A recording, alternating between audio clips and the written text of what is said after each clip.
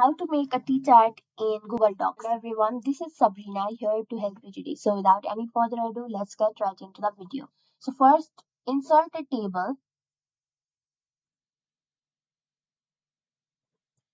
and then go to format,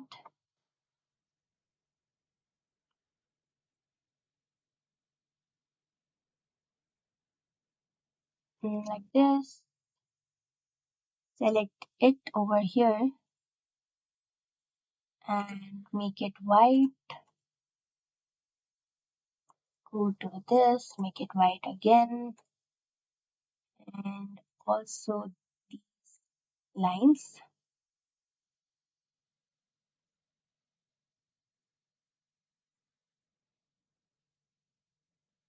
You have to do it manually.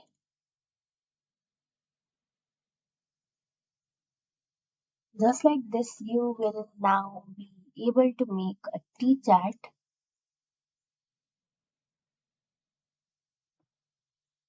in Docs.